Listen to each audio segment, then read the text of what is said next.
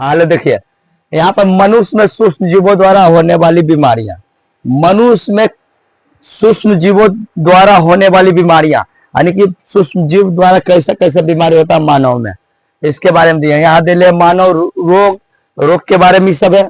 और उसके बाद रोग का कारक, कारक यानी कि किससे पहुंचाया जाता है, रोग कैसे पहुंचता है शरीर में, मानव में। संचरण का तरीका, संचरण में किस माध्यम, संचरण में माध्यम होता है, यानी माध्यम कौन सा माध्यम से जाएगा, बचाव के उपाय, मैंने इसमें कैसे हम बच सकते हैं इस सब सारा रोग से।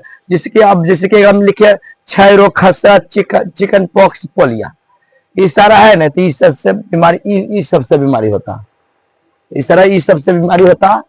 यहाँ देखिए 8वां क्लास से नया सिलेबस है, इसी से बता रहे हैं, न्यू सिलेबस है, न्यू सिलेबस से बता रहे हैं।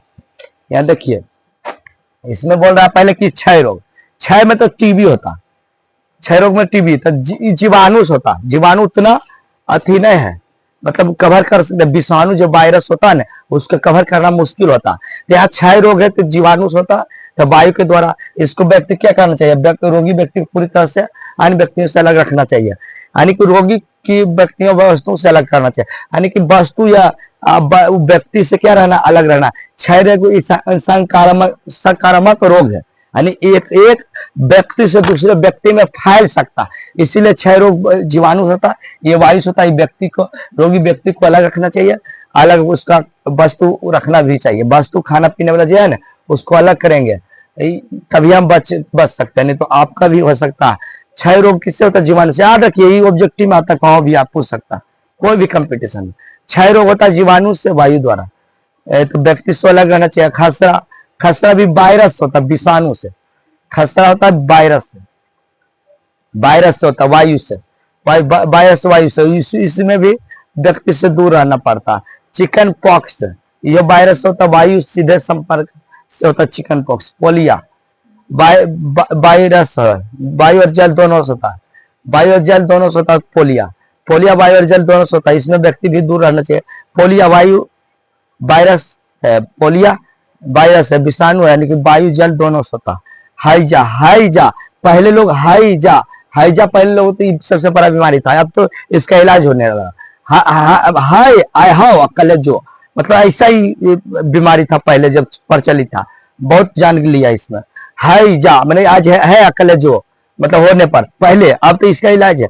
तो हाइजा होता है जीवाणु से, जीवाणु गंदा भोजन या जल सेवन से हो सकता है, भोजन और जल से हो सकता है हाइजा, जिसमें पाचन यानी व्यक्तिगत स्वस्थ एवं अच्छी आदतों को अपनाना चाहिए, बुरा आदतों को नहीं, अच्छी आदत को इसमें अच्छा रहेगा तो हाइजा नहीं होगा। भली भांति पके भोजन, उबलना पेयजल एवं टीकाकरण, भली भांति भोजन को अच्छी तरह से उबलकर या शुद्ध पेयजल का इस्तेमाल करना है हाइजा के लिए, बचाव के लिए। जल और भोजन से हो सकता है जीवाणु से, हाइजा जीवाणु, हाइजा क्या है, जीवाणु। टाइफाइड ये जीवाणु है, ये जल के द्वारा होता है, इसमें भी पेयजल बढ़िया पीना पड़ता है, या गंदगी के सब स्वस्थ रहना पड़ता है, शरीर को स्वस्थ रखना पड़ता है। टाइफाइड हुआ, हाइजा हुआ, जीवाणु से होता है। टाइफाइड हाइजा जीवाणु से, हाइजा टाइफाइड दोनों जीवाणु से होता है। इसमें भोजन भी आ जाता है, हाइजा में भोजन, स्वस्थ भोजन करना चाहिए, अच्छी आदतों रखना चाहिए, नेगेटिव चीजें नहीं बनाना चाहिए, अच्छे आदतों रखना चाहिए। हाइजा टाइफाइड में जीवाणु होता है, जीवाणु से होता है, ये दोनों जीवाणु से होता है, हाइजा टाइफाइड जीवाणु से, हाइजा और टाइफाइड जीवाणु से होता है। इसमें होता है जल और भोजन दूषित करने से व्यक्तियों को स्वस्थ और अच्छी आदतों को डालना पड़ता है। हेपेटाइटिस ये, हेपेटाइटिस ये वायरस है, ये विषाणु है, हेपेटाइटिस ये विषाणु है, हेपेटाइटिस ये विषाणु है, विषाणु जरी हेपेटाइटिस ये वायरस है, वायरस में विषाणु, ये जल के द्वारा फैलता है। उबलते हुए भोजन का प्रयोग, टीकाकरण, ये उबाल कर भोजन है, ये जल से फैलता है। हेपेटाइटिस वायरस है, विषाणु यानी जीवाणु नहीं है, विषाणु है। हेपेटाइटिस वायरस है, हेपेटाइटिस एक प्रकार के वायरस है, यह जल के द्वारा होता है, यह उबले हुए जल का प्रयोग करना है, टीकाकरण करना। मलेरिया, मलेरिया से मच्छर, मलेरिया मच्छर से होता है, मलेरिया मच्छर से। प्रोटोजोआ है, रोग कारक के सूक्ष्म जीव प्रोटोजोआ, प्रोटोजोआ है जो एक स्थान से दूसरे स्थान से फैलता प्रोटोजोआ। इसमें मगर मच्छरदानियां बढ़िया से लगाना चाहिए, अच्छा से मच्छर भगाने का रासायनिक प्रयोग करना चाहिए, मच्छर भगाने का रासायनिक प्रयोग होता है, कीटनाशक छिड़काव भी करना चाहिए। मच्छर के प्रजनन रोकने के लिए जल किसी भी स्थान पर एकत्रित नहीं होना चाहिए, जिससे कि हम मलेरिया से कैसे बच सकते हैं, मच्छरदानी से बच सकते हैं, रासायनिक प्रयोग कीटनाशक का प्रयोग कर छिड़काव कर सकते हैं। मच्छर के प्रजनन को रोकने के लिए किसी भी स्थान पर जल को एकत्रित करना नहीं चाहिए, तभी हम मलेरिया से बचते हैं। मलेरिया रोग वाहक है प्रोटोजोआ है। मलेरिया किससे होता था? मादा एनोफिल मच्छर से होता, यानी मच्छर इसमें दिया मादा एनोफिल मच्छर से होता। यही सब पढ़ना अच्छा से, एक बार याद रख लेते हैं। क्षय रोग, जीवाणु, वायु दूर रहना व्यक्ति से, खसरा भी दूर रहना व्यक्ति से वायरस से होता।